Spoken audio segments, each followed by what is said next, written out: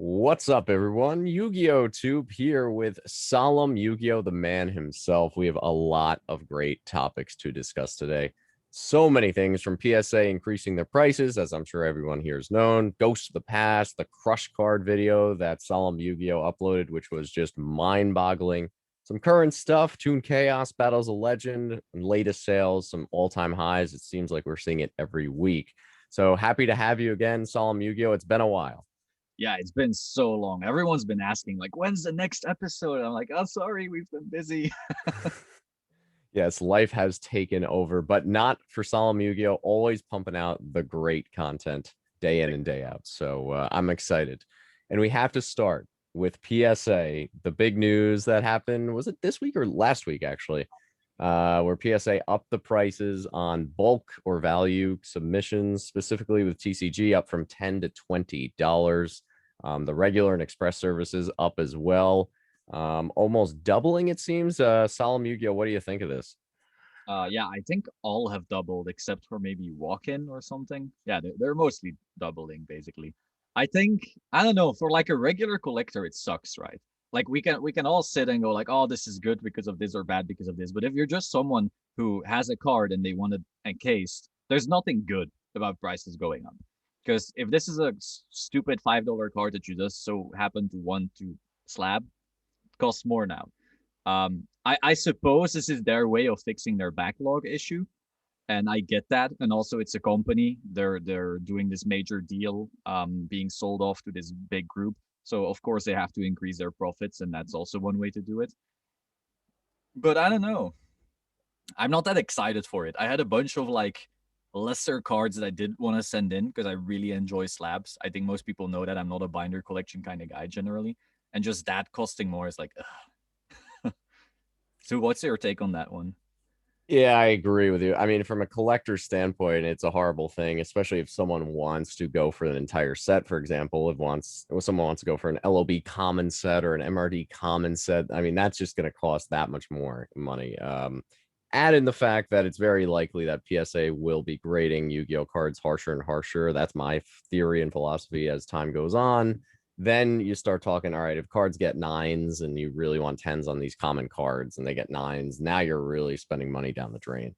The only, I guess, positive, the only one thing I could think of is that the cards that are currently slabbed, especially like the lower to mid tier cards, won't really lose that much value just because now it costs $20 to grade them.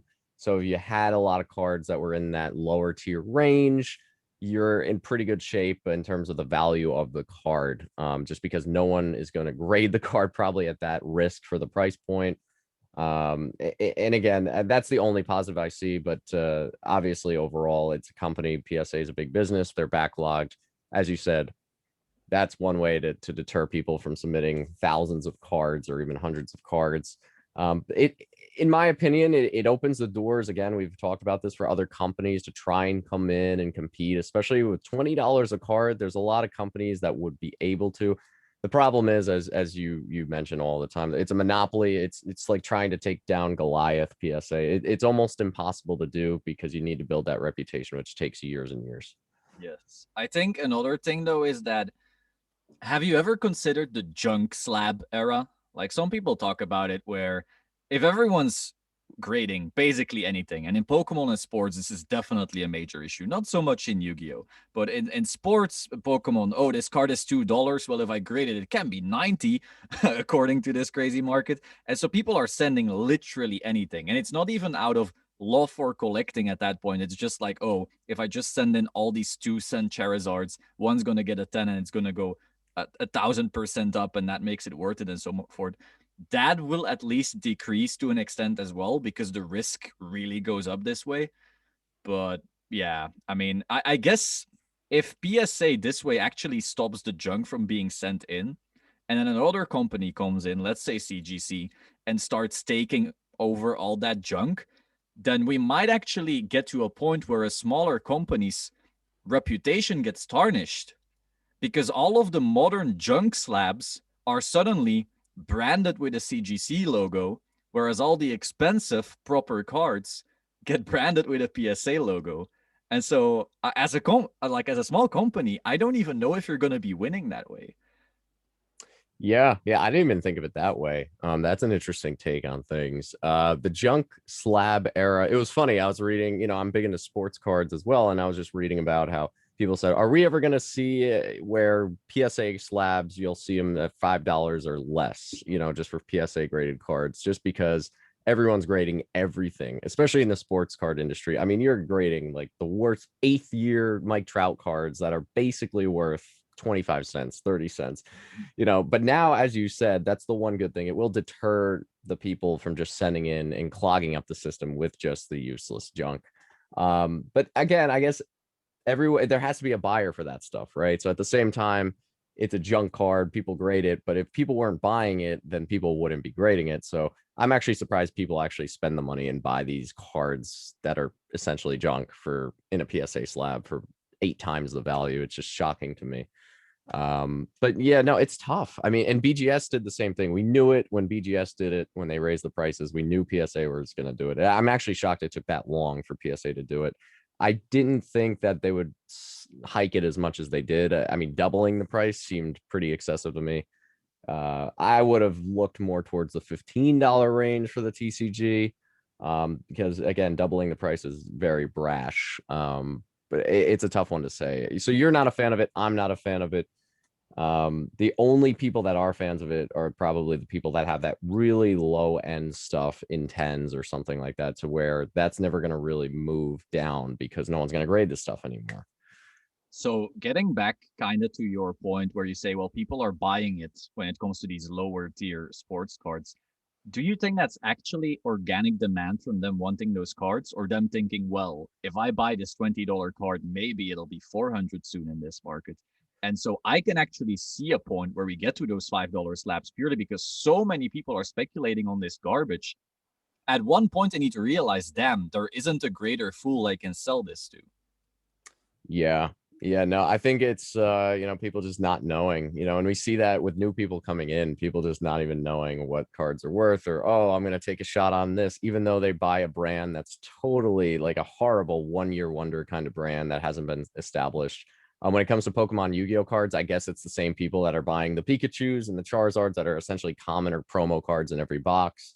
Mhm. Same thing with the Yu-Gi-Oh cards, the reprinted to oblivion cards, the mass produced legendary collection god cards, stuff like that, that they're like, oh, this is going to be worth something, but yet it's worth $2, raw. So a lot of that comes with ignorance, unfortunately, and just not knowing what these cards are worth and the future value. So yeah, in a way, shame on them though. They should be doing their research. I understand you got to start somewhere, but it's these kinds of people that are like contributing to the madness. I mean, if it's for their collection, I don't care. Great for them to have a cheap alternative, but I'm afraid that a large portion of them don't do it for the collection. And I think when those are like all dumping at once, that's gonna be a yikes. Big time, especially if the economy were to falter. I always think about, if the economy falters, what's going to happen to these cards. And let's be honest, the economy is just booming right now. And I'm worried that the real low end stuff to the mid tier stuff is really going to take a hit, especially the stuff with the populations that are so high.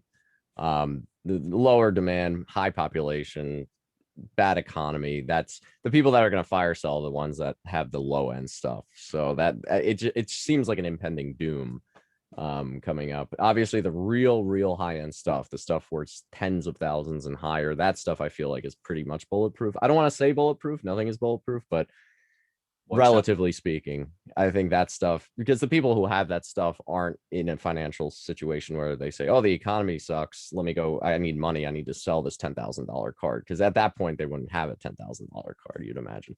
Yeah.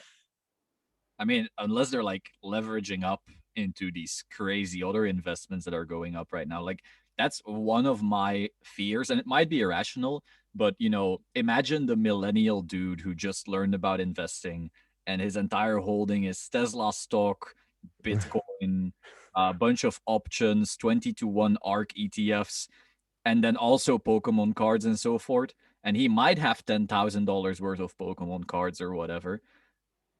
If the economy actually properly turns on all these, very risky assets, and you're over leveraged in the sense that you have to like start covering your losses when that goes down, I don't know. They might actually be forced to sell as well, but I hope that those kind of people are the minority and not like the whole market. Yeah, no, I think so because I even saw with the recession, in 2008 with the whole housing crash, how a lot of the real high end stuff, the very high end stuff, the higher end, the better. That stuff really didn't move down as much as the stuff that was like the mid to lower tier. That stuff kind of just was stagnating. But the stuff that was really in demand and expensive, the Jordans, the LeBrons, the Charizards of Pokemon, the blue, I guess it would be the blue eyes now of Yu-Gi-Oh, that stuff typically you won't see a big dip, but we'll have to see because again, ironically, the economy can't stay like this. The card market can't stay like this. The growth we're seeing is just unbelievable. So we'll have to see.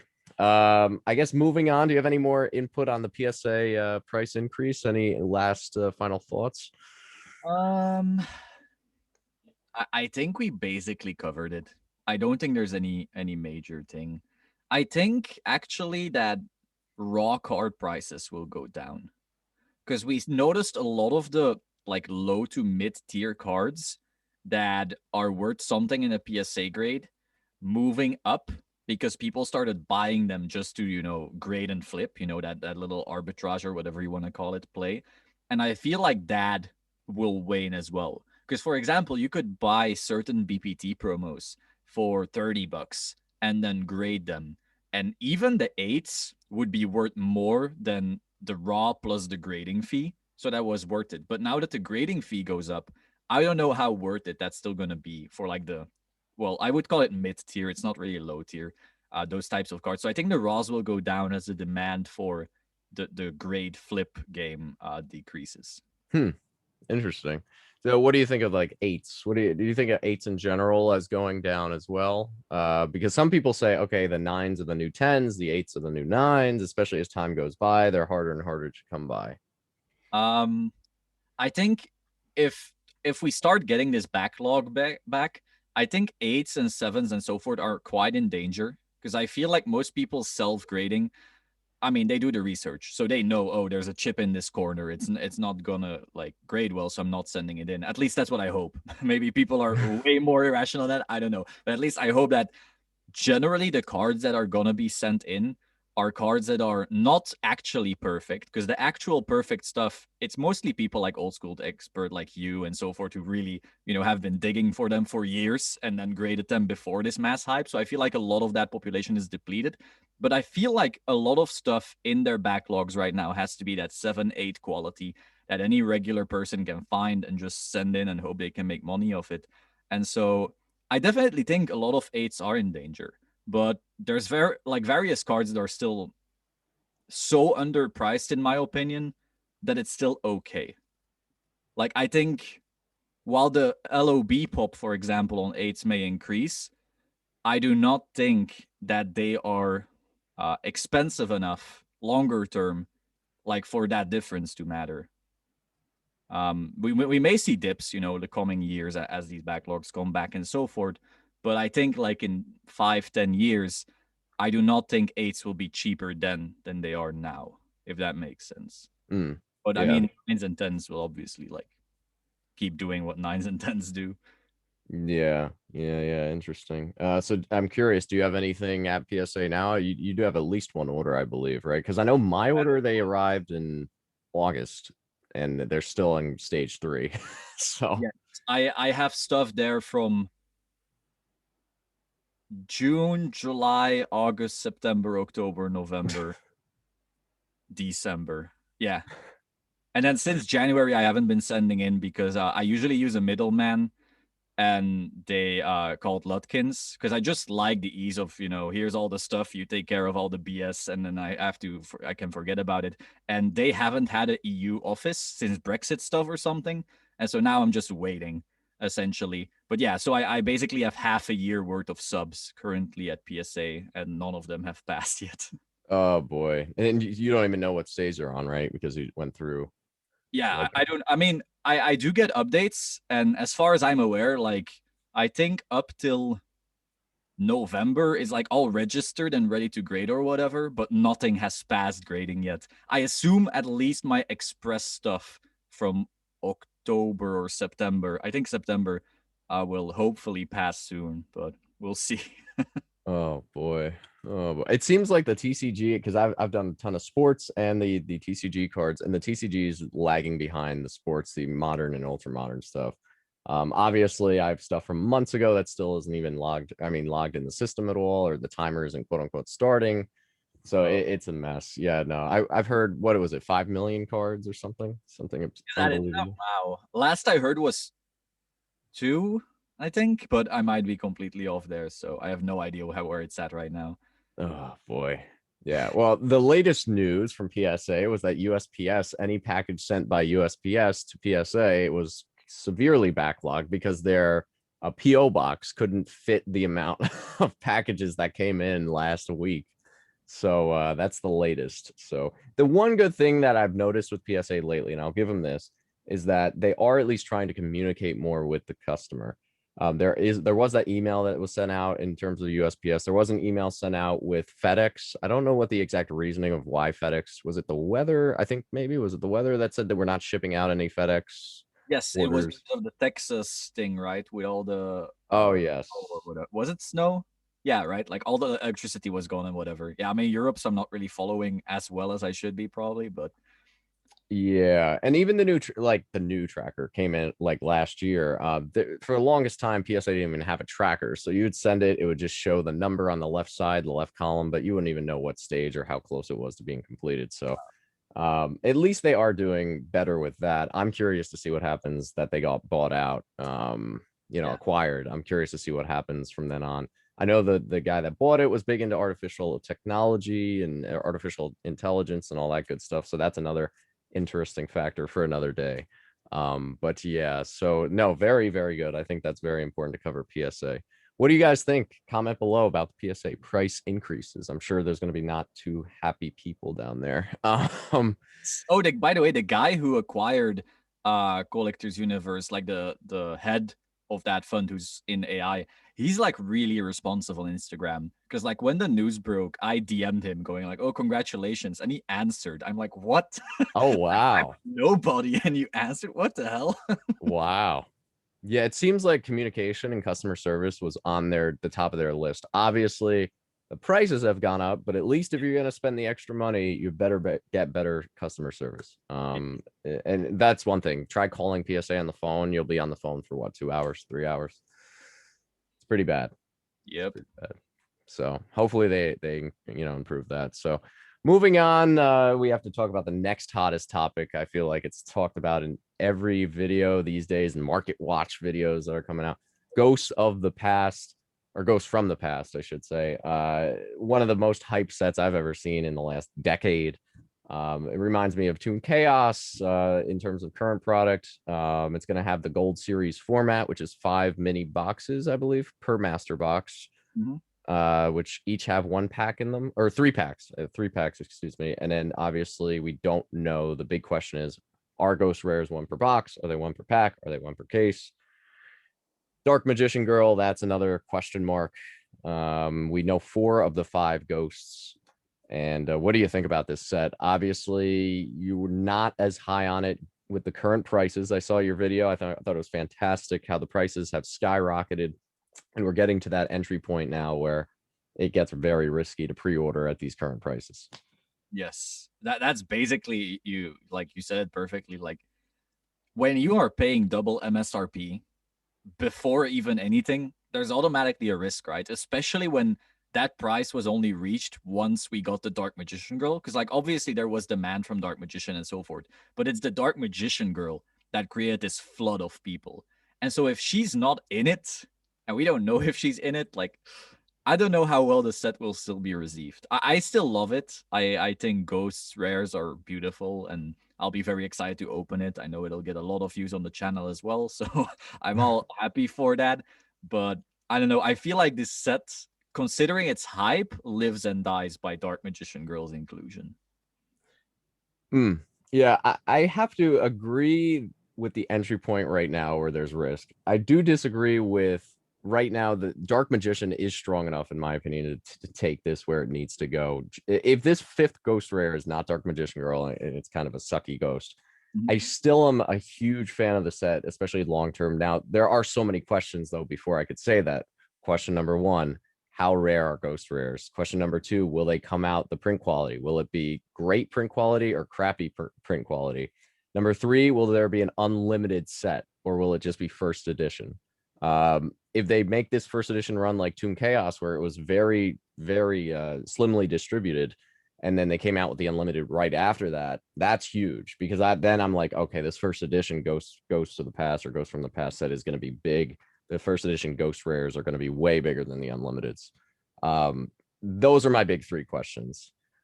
Number one, the ratio. If ghost rares are in every pack, that's a huge problem for me because then it's like it ruins to me that the chase and the value of a ghost rare going from one per case back in the day to one per pack. Yeah, Gold Series Haunted Mine did it, but also in a way, the terrible print quality actually made those really, great quality ghosts that much more expensive and that rare. Like that rarity of a Blue Eyes Ghost Rare in a 9 right now, I want to say is like what, $600-700, which is crazy. So yeah, the low pops of the 9s and 10s for that specific set really helped it. So if they do put it in every pack, hopefully, and I hate to say this because as a collector you don't want to see this, but hopefully the print quality is not too great. But it also looks like from the previews and the leaks is that the print quality looks great. It looks kind of like the OCG Ghost Rares. And then it becomes the question of, okay, that's great. And I actually prefer that. But hopefully at that point, they're actually rare and hard to get because if everyone has them and they're all in great condition, then it just dilutes all of the chase and the value of the whole thing. Yes. I do think, however, and this is pretty important, I agree with you that this set is still great without Dark Magician Girl. So it's not like I think the set is gonna bump without her. But I think a lot of the hype currently and its double MSRP is like relying on her. Because that's when we saw that insane influx. So while I agree, like I'll enjoy this set without her, and it's gonna be amazing. I think it's gonna be the best set of 2021 regardless. I think to justify all of this hype, I do think her inclusion is important, but we'll see, right? Like, if Dark Magician Girl, if it's confirmed, how high from now do you think prices will go up to? Like, just let's say there's Konami says Dark Magician Girl censored artwork is confirmed. What are we at? 150 a box now? What do you think we're going to be at? let's see. I need to quickly check with my distributor what the actual price is for pre-order before I say anything. Yeah, it's insane. Like I've never seen a set this hyped. Like this is so hyped right now. I'm super excited. Check. So yeah, everything's gone. So a display of 5 packs is 35 euros. Distributor price. Mm-hmm. Wow. So it's supposed to be 50 to 60. And I guess it's what is it 200 now for that? Or is it 150 for that? For the master box, For a display of 5 packs. I want to say it's like 150. Let me actually, I'm just gonna check eBay out of curiosity to see what it's actually reselling. Let's see here. I want to say it's like 150, but it actually looks like it might be going up. All right, 135. 135 135. Okay. US dollars. How much is Toon Chaos selling for? Toon Chaos booster boxes, I want to say are 250, a little bit more than that, sometimes a little less. And MSRP was 4 times 20, was it 24 in a box? So yeah, I want to say it was like $90 a box, somewhere in that area. That's almost times 3, and we are almost times 2. I think we will also go to times 3 after like a year after release, assuming that all the other factors you've already discussed are in line and not fucked. Like yeah, I'm concerned. What do you think there'll be every pack? Do you think do you think it's gonna be a Gold Series Haunted Mine round 2?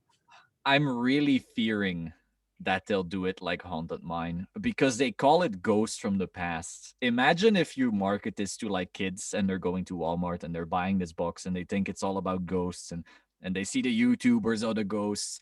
And then you open this box and there is no ghost. And you open 5 packs and there is no ghost. I don't know if they get away with that.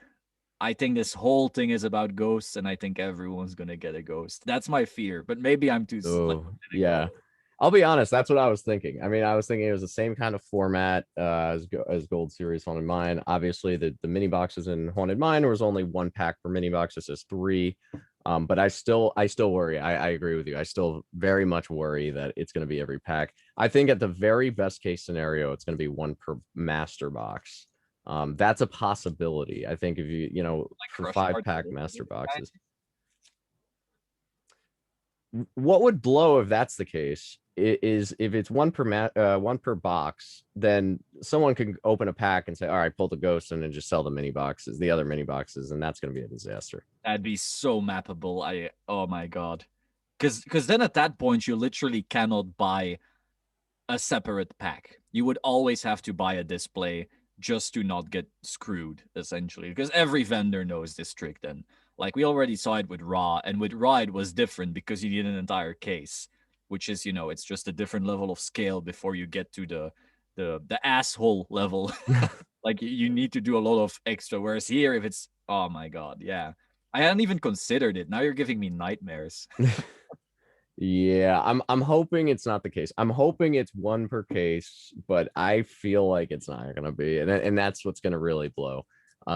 In that way, if it's 1 per box or 1 per mini box, I'm praying that the quality, and again, collectors are going to hate this, and they hate me for saying this, but the quality sucks. I'm hoping the quality of the ghosts suck, because for me, it's like if it's that easy to pull, it's basically a common card. I want to have something that's like rare, hard to get. And if I don't have something that's hard to get, and if everyone gets PSA 10s all over the place, like the Ghost Raw in PSA 10, I would pay a ton of money for. Like if anyone out there ever gets a Ghost Raw in PSA 10, I will gladly purchase it or trade for it. So here's a question. Are you hoping for one of each per case or one overall per case? Because there's 5. Ooh, that's a good question, actually. I didn't even think of the possibility of one of each per case. That actually is interesting to think about. I was hoping 1 of any per case. Like I wasn't hoping 5. I was hoping just 1 per case. It's not gonna have it. I'll be honest. Like I'm thinking about it. The more I think about it, the more it's just not gonna happen. I find the more likely scenario, the horrifying scenario, like you said, where it's 1 every mini box or something. That would be a disaster. But actually, a common ground would be the 5, 1 of each per case. I think that would at least deter a lot of searching when it comes to like the boxes, the mini boxes, and the cases. I think that would be actually pretty good. Although you'd still have the people saying, okay, once I get Dark Magician, then I'm going to sell the rest of the case, because like I'm sure Dark Magician is going to be the big one. Although the Black Luster Soldier is a big one too. That's honestly a cool card. That's a newer card, but I find that badass. Yes. It's sad he isn't that broken. Like some people, when they first saw it, they were like, oh, this is going to be an insane staple. It ended up being like, I guess some decks kind of want to make it. But that makes it cool because it also like adds a level of collector to it because it's not played in some of the best decks. So yeah, I'm a fan of that card. The Firewall Dragon, I could take it or leave it, honestly. Yeah, same. Especially after the errata, I don't actually know how good it is for a player, but regardless, I think it's just good to have the Blackluster Soldier printed this way. Though some people were hoping it was getting an ultra reprint because currently it's quite expensive. But yeah. So I guess that's a big question. Another question. So are you going ham on it right now? Have you gone ham on it beforehand? Did you get your pre-orders in and your orders in, or no? I pre-ordered 30 pack displays. Nice. That is, whoa, did I order that many? That's 30. So that's what's master display. So that's 3 cases, right? So if it's 10 per case, yeah. But the thing is, like, how many am I gonna get, right? Like, it's entirely possible that I ordered 30 and then like the day itself, they're like, oh, here's your 5-pack displays. I'm like, what? So I don't know. It's entirely possible that I don't get allocated properly because I don't know how it works specifically for your distributor or whatever. But on my end, I pre-order a number, and then at least for Yu-Gi-Oh, it's like, yeah, we were able to get you this, enjoy, and that's it. Yeah. For Vanguard, it's a bit easier. I always get what I need, but yeah, so we'll see. I'll only know in April, essentially.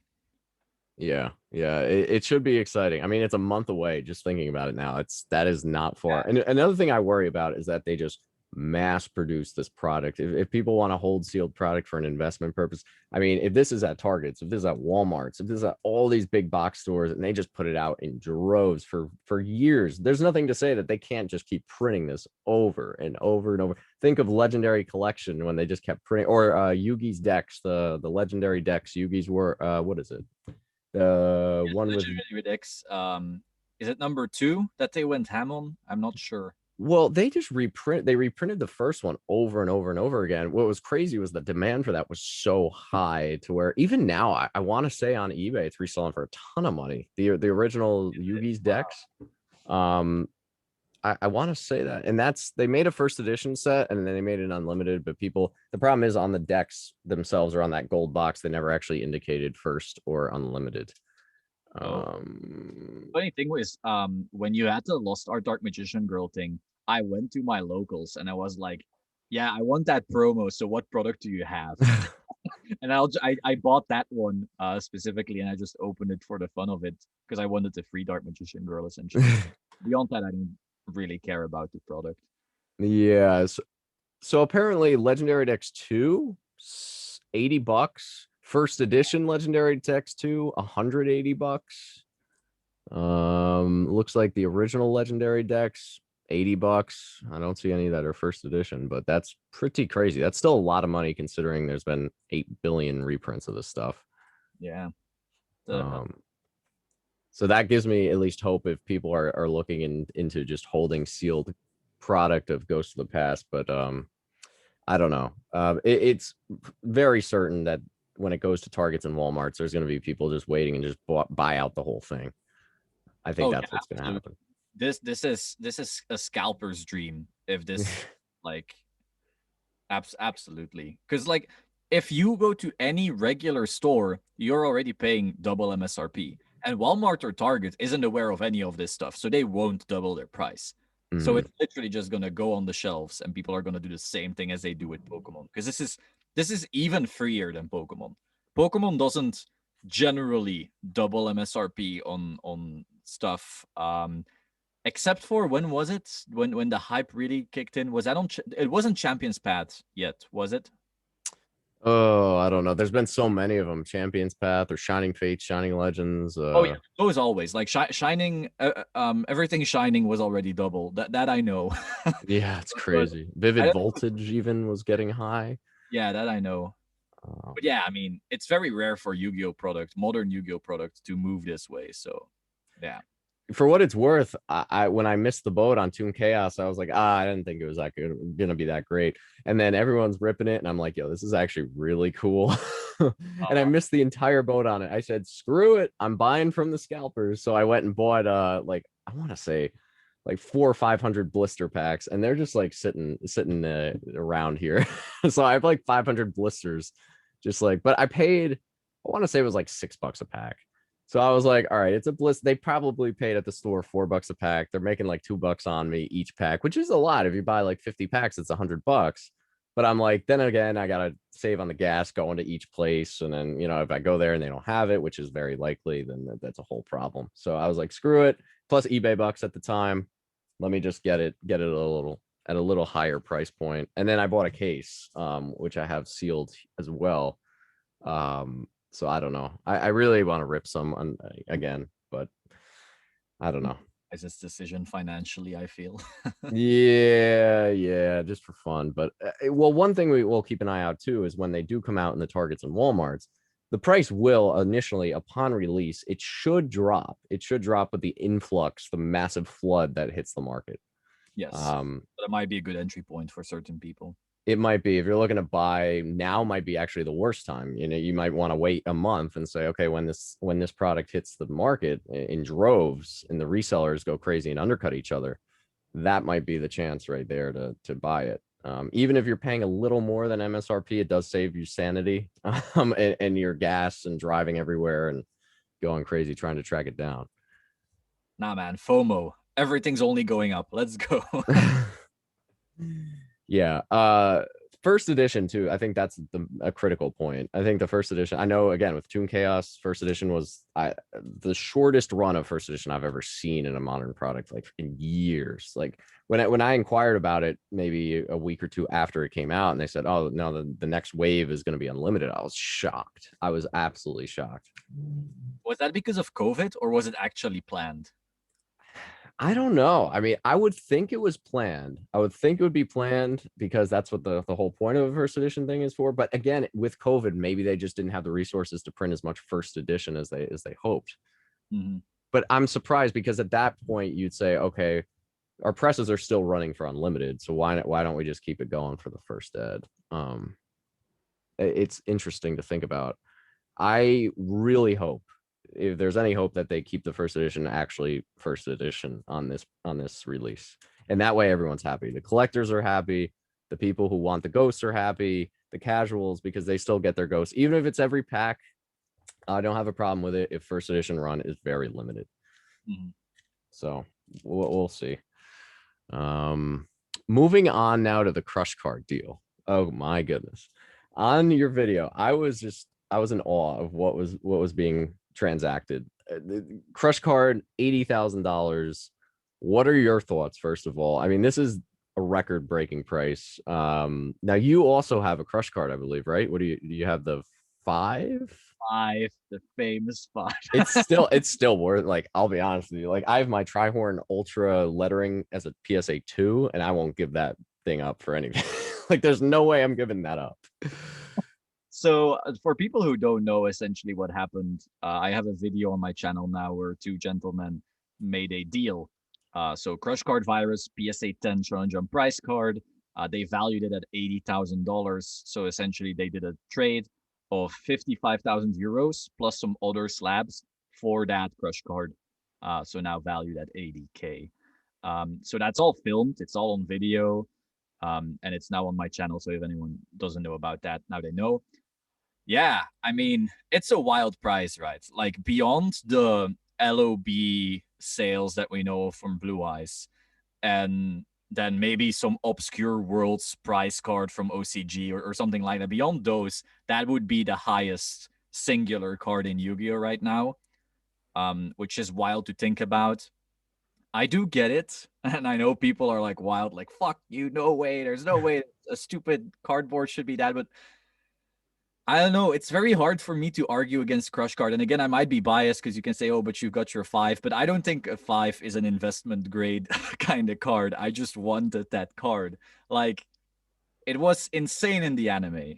People know Kaiba using that against Yugi. That was the fight, in my opinion, of that season. Sure, Yugi against Pegasus was fun and all, but everyone had been waiting for that epic rematch between Kaiba and Yugi. And then that had such an impact. You had all these, well, emotional for a kid's moment, for a kid's show. Now, of course, we think, wow, that looks a little stupid, but that was the height. Beyond that, it was broken when it came out in the actual game. People had to win a Shonen Jump like championship to then put it in their deck and win more of them, which is also insane to think about. I don't know. It is what it is. And I'm never selling my 5, by the way. I have this list of cards that are never leaving my hands, and that card is on there. Unless someone says, "Oh, here's a $600,000 mansion for your crush card," fine. Then I'll make. But like, realistically, it's never leaving my hands. Yeah. I mean, what are your thoughts actually on that price specifically? I think it's substantial, but I can't say I'm surprised. I really can't say. You see the trophy Kangaskhan and Pokemon going for these kinds of crazy amounts. That's a Japanese card, trophy card. That's an even more niche card by far than the Crush card is, in my opinion. So the fact that it's going for that much money tells me, okay, the people in this industry will pay whatever it takes to get that highest grade of that rare card. I'm not stunned to this at all. Especially when you compare it to the LOB Blue Eyes. I think right now that's a little bit overvalued. It's a Blue Eyes, so I hate to say it. Blue Eyes is never a bad option. It's always a good long-term option. But I think right at this current point, I think the LOB Blue Eyes at, for example, if it were to be 80K or something, is overvalued. I think the better buy would be the Crush Card 10. Mhm. Because that is it a pop 2? Great. Pop 3. I mean, that's crazy. That's crazy, crazy, crazy. And I always thought prize cards were way undervalued for the longest time. It's good to see the prize cards actually start to regain value where they actually should be, in my opinion. Because you were looking at all these other cards just going for crazy money, and you're like, okay, these are prize cards that are attainable for like 3 grand, like 4 grand, and then people are paying like 10, 20 grand for other cards, and it's like, I don't know. I don't know. It seems like they're undervalued. Ironically, I felt like they were overvalued at the time. They were thousands of dollars when a LOB Blue Eyes was $50. So I thought they were overvalued at that time. And then once the set cards started going crazy, then I thought they were undervalued comparatively. So yeah, no, I'm not surprised. I'm not surprised. I think the person who bought it for 80, I would not be shocked in 5-10 years if he gets some crazy, crazy offer on it down the line. Not that he would ever sell it, but I think as an investment, I think that would be a great, great buy. I hate to say it at $80,000, but it's a prize card. Was there 50 in it total in existence? Something even less than that? I mean, it's always hard to say because someone says, "Oh, but the Konami employee slipped two in his pockets or whatever." So I would say it's anywhere between 40 and 60. There's indeed some numbers saying 52 or something or 56, but I don't know that ballpark I'll trust in. And like you said, like pop three, and no one has that in their basement. Like there's Yeah, people no, who no. might have some LOB stuff in their attic, and surely it'll be bad quality, but it's just more realistic for those pops to still go up than for prize cards, of which we just know there was very little printed. It was never mass produced. And if that prize card is then an actual iconic hit, like that actually impacted both the game and kids' minds, that is huge. Because Yu-Gi-Oh has always been about the cards. Like if going back to your trophy Kangaskhan thing, that is really niche. Like you have to be a fan of either trophy cards specifically, and then you have to be a fan of the Japanese cards, and then you have to say, oh, I really like this one random kangaroo type dinosaur thing. That's so specific. Right. Whereas in Yu-Gi-Oh, you're just a fan of the cards. The whole anime is about the cards, and here is this broken card that was in Kaiba's deck. Like that's just completely different. Yeah, I mean, I think Crush Card is the coolest Shonen Jump prize card as well. And I'm breaking my little Steins hard, both of them. But Crush Card has everything. Stein was the first, which helps it, and it was broken in the game. But anime wise, it's whatever. But Crush Card was broken in the game and less produced than Stein and broken in the anime, and it just has everything. I'm really mad that I don't have it in a higher grade so that I could invest in it while also keeping one, but it is what it is. Yeah, yeah. Well, and again, keep in mind, Crush Card was a great card to play. So the people that ironically got the card that were short printed to what 40 to 60, there were people that actually were crazy enough to go play with that card. So that's even crazier to think about. Cyberstein was another one too. Actually, people actually used it back in the day, but at that point there was only two. So the Yeah. crazy thing about Cyberstein was they released two and then they re-released more on Upper Deck Day, Mhm. or UDE Day. But yeah, no, I personally prefer Cyberstein. That's my it's always been the card I always wanted as a kid, because when I saw it and there were two, then I was like, oh my god, I need this card. But Crush Card 100%, it has to be way up there. And then we talk about the Blue Eyes, and then we say, okay, let's compare the two, Blue Eyes or Crush Card. And I look, and there's three Blue Eyes options compared to one Crush Card option as the Grail. The Mhm. blue eye, I would not be shocked, and people think I'm crazy for this, but I would not be shocked to see the gap between the LOB and the DDS or even SDK start to just narrow a little bit, especially with the DDS. I feel like the DDS is sleeper. I mean, it's gone up so high, but I feel like it's still just sleeping behind. Slowly but surely, you might see a little bit of a gap narrowing ongoing. I think the artwork of the LOB kills it. I think if the LOB had that original anime artwork, I think there's a no-brainer that that's where you need to be.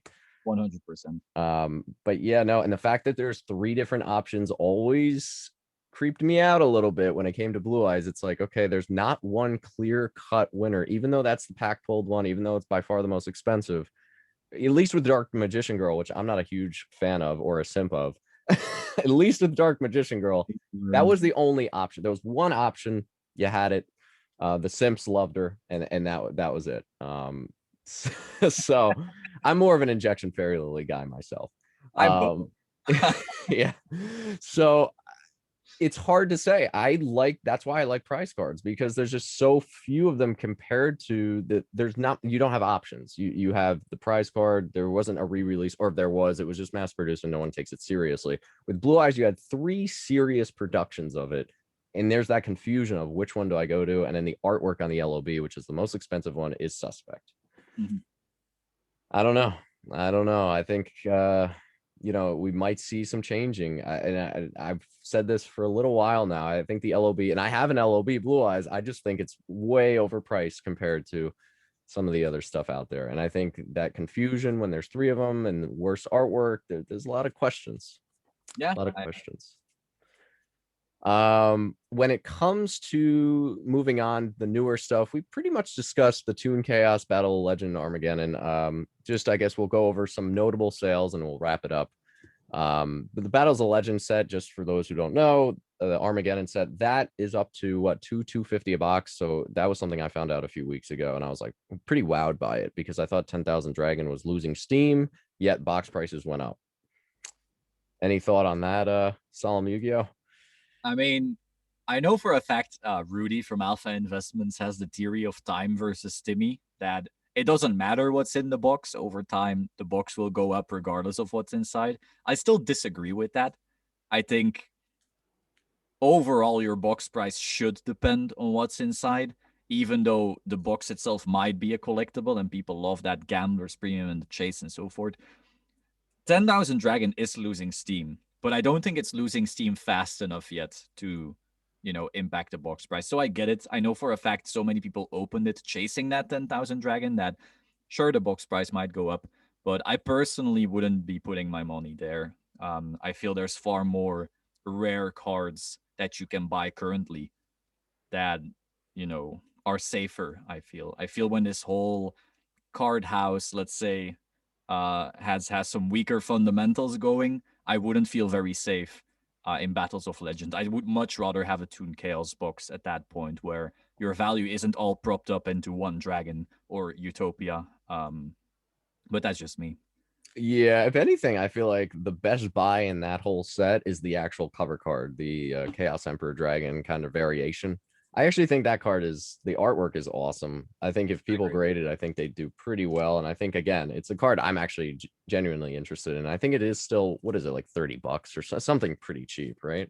Yeah, it's gone up. I think its big issue is that it's basically a reprint of a proper prize card. Yeah. So if you're a big collector, you're gonna go for the super version, or if you're really wealthy, the ultra version of that prize card. So there will forever be this thing where this card can't go super high, because the big pockets will just go for the prize card variant anyway.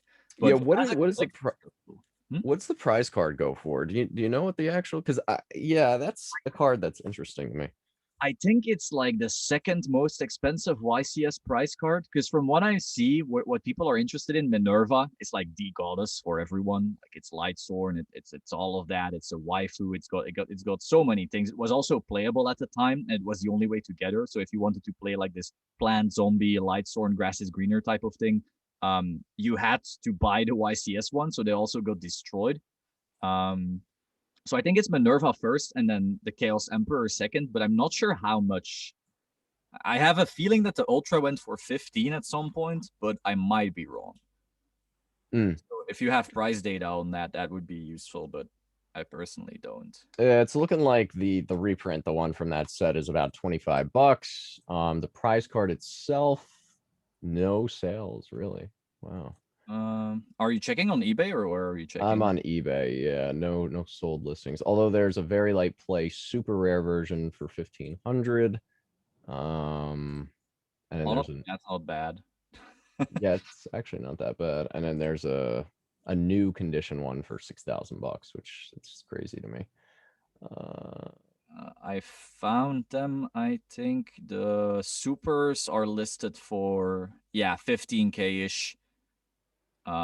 Meanwhile, the ultras not listed have never been listed. Hmm. Yeah, Yeah, just a cool card. Like, especially because of how Chaos Ember Dragon is just exploding. I think, what is that, a 10 from IOC now? Is it 6 grand or something crazy now? Crazy. I'm not sure for Chaos Emperor, but I know BLS sold for 5K a few days ago. Wow. Yes. Wow. Oh, this market. So yeah, I agree with you. Tune Chaos. That's the way to go. Those collectors rares are nice. They're tough pulls. Plus, I like the fact that there's so many collectors rares that if you're looking for that one specific one, it's a tough pull. You're talking one per case, one per 2 cases. And then the tune cards are amazing. So I think those will carry a big premium down the Yes, line. I actually agree because like I'm very known to not be a fan of modern, let's say. But when I consider the amount of Toon collectors that are into vintage, but then are like, well, I've got my Blue Eyes Toon, Toon Mermaid, Toon World, Toon Summon Skull, Toon Cannon Soldier, everything, and now I want to have the whole Toon collection. Now you suddenly need a bunch of collectors rares from this one set. So that's where I see value. Yeah, especially with iconic cards. It's tune versions of Harpy Lady, tune versions of Black Luster Soldier. Was that the only ones? No, also Toon Bookmark, I want to say, Oh yeah, yeah. and let's see. I don't want to quote wrong shit here. Uh how do I sort by highest price, most expensive? Let's see. Yeah, so your Toon Blackluster Soldier, your Toon where are they? Toon Page Flip as well, Toon Bookmark, Oh Mark yeah, P, yeah. Toon Blackluster Soldier.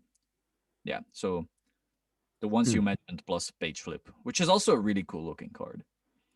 Yeah, I think those, if you're talking about looking into modern, if there's something to quote unquote invest in modern, I think those are really pretty decent buys. Those tune collector rares. Yep. They have a lot of potential. And just recapping some notable sales. Flame Swordsman, these are all courtesy of Solemn Yu-Gi-Oh. Thank you. Flame Swordsman, 3.4K, first edition LOB.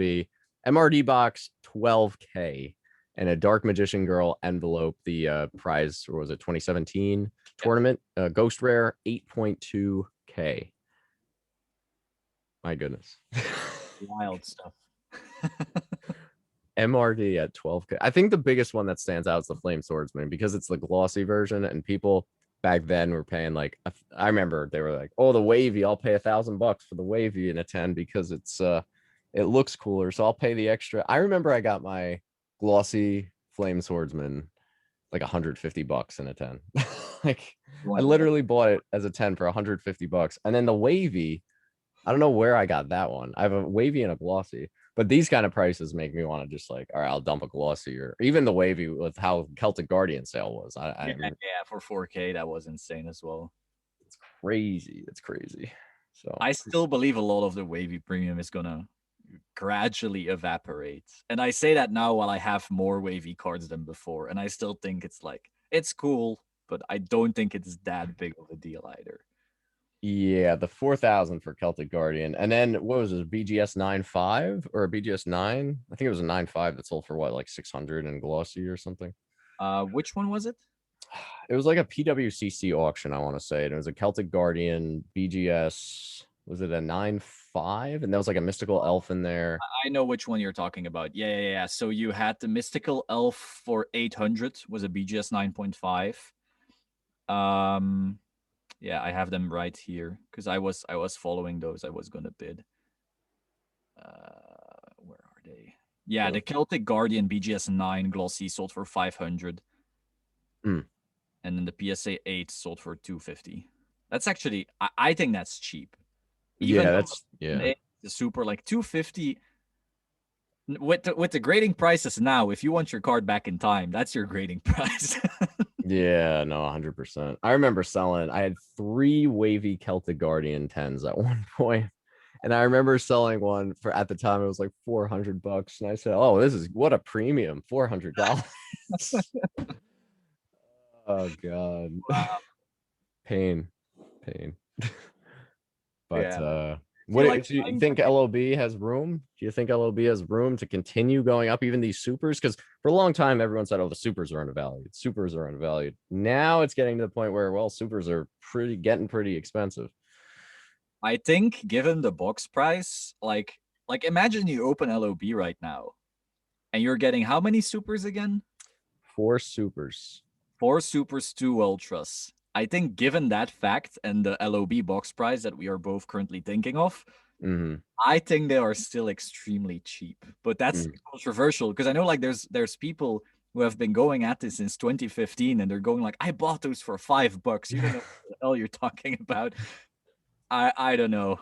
Maybe I'm wrong, right? And it's very possible we enter some retrace periods first. But I think later down the line, I feel like these supers are cheap as fuck. But It's tough to say for me. Like on one hand, I'm like, you're right. I mean, given the box price, the expected value of the box, but at the same time, I'm like, man, how tempted I am to just dump all the supers I have and then just put it into like an Exodia set instead or something. And then I'm like, I'll buy them. yeah, yeah. I don't know what an Exodia set. Just on a side note, I remember we were discussing this, and in our gradual conversation, we have a group conversation ongoing, and they were just talking about how the Exodia pieces, all of them in 10 were, someone was saying 19K, someone was saying 20K, and then what was they, were you saying 25, 30? What would you value an Exodia set in 10s in? I mean, I feel like you get the premium rather than doing it individually, because people just want the entire set. Like myself, I'm not going to go and buy each limb and each, it would just be too much of a headache. I'm doing that right now, even Oh. with just nines, and that has been hell. I cannot imagine wavy or like going like, oh, I want wavy tens only. I'm like, you know what? You enjoy that journey, man. But I cannot imagine how hard that is. I would definitely say there's a premium on having the whole thing at once because you also got to realize what is the buyer's pool you are attracting at the top end. There's gonna be some guy of our generation in 5 or 10 years who has so much damn money that he wants to re-enjoy his childhood and he has like a couple million. Obviously, he's not going to dump that all into Yu-Gi-Oh, but like he's not going to go, oh, I'll just look at the best deal on eBay and I'll wait a few months. He's going to go like, you know what? Assistant, look for Exodia for years. And at that point, I think the ease of just getting it at one go is going to be a huge deal. Because like realistically, how many 10 Exodia sets are in the world right now, like in actual people's hands? Because they're mostly scattered. I think I know 3 people with a full set, 4 maybe. Yeah. I know Vintage Yu-Gi-Oh, Tony, that's 2. I don't know who. Oh, Old School Expert Ian. Yeah, Um, and I don't know who else. yeah, I ran out of names there as well. Like, so Yikes. yeah, it's impossible. I think there's definitely a premium. And let's see, we had recently we saw the 4 limbs sell for 5,100 in PSA 9. Oh, A head in PSA 9 is 3.5. So you're talking 8 point something for nines, at least in current market. So oh. I would say 25 for the full 10 set is realistic. Even if I would say even more. I would say 30. I would say 30 plus. I mean, yeah, if I could Blue Eyes is double that, if not more, I feel like to get the whole set, 30 plus. Yeah, I mean, if anyone out there has an Exodia set, please let me know. Please. Because then it's at also that point, I'll sell to Solemn Yu-Gi-Oh! The supers. And then we'll make this like a 3-way deal. Like uh, that's what we'll have to do. Just because like the supers for me personally aren't as like nostalgic. Yeah, they're cool, but or if I ever wanted to go for the set, but I've kind of given up on that dream now, especially with the commons now costing $20 a card. It's like forget it. I don't have Guy the Dragon Champion either. That's another problem. Red Eyes I don't have. I have a 9, and it's like I'm not gonna pay for the 10 now. So it's too late. But I do want the Exodius. I do want the Exodius set for sure. I mean, the Exodia is like the ultimate chase, right? Because even in the game, you had to like collect all 5 pieces to win. That's like a collector's dream. The whole history of this card is collecting and getting them together. That is, Yeah, I think that's it's true. maybe the ultimate chase in this hobby, even though it's not, it's not as hot as having all the Shonen Jump prize cards or whatever. But yeah, Yeah. Yeah. Hmm. Maybe I should go one by one, but then I'm torturing myself. But that's part of the fun, though. As you said, that's the fun. yeah, absolutely. Although not fun for my wallet. So. One limb now, so Yeah. So wait, how many more did you say you needed? I For only this need set? one limb, a right leg, and then I'm done. Oh man, that's Yeah, awesome. yeah, I'm Any excited. viewers have a right leg? Hit me up. 9. Not an 8, right? You just want the 9, not a 10 either. All 9. Yeah, All I 9. specifically did not want to have like 110 and then a bunch of 9s. That wouldn't feel right. So I'm just going for all 9. All right. All right. Viewers, please give us some leads. There's All one of right. them actually, but it has very bad edge wear, and they're asking 2K for the one limb. So I'm like, nah. Oh, it's a 9 with edgeware. It's one of those like Yeah. weak 9s. Yeah. Yeah. Ugh. Yeah, no, I've seen some bad 9s out there and some bad 10s actually. Yeah. Really bad ones. Yeah, it's an old cert, so it's not like completely unexpected or anything. Yeah. Oof. All right. Well, any last words? Solemn Yugioh, first of all, thank you for coming and doing this again. And we're hoping to keep this podcast going back and strong. I know Solemn on his account, we're going to talk about CRV, which is a great set, amazing set. And then also, if you want to add in anything, any other latest sales data or any also topics of discussion. So please, everyone subscribe. I'm sure you all are already to Solemn Yugioh. Amazing content all the time. Well thought out, legitimate content. So any last thoughts? People should subscribe to YugiohTube. It's an amazing channel. YugiohTube should upload more so I have more to watch. That'd be amazing. But yeah, basically that. It's a blast to be back on this podcast grind because I've missed it. Yeah, Ruxin's on my butt every day. He always sends me these messages like, when are you going to upload a video?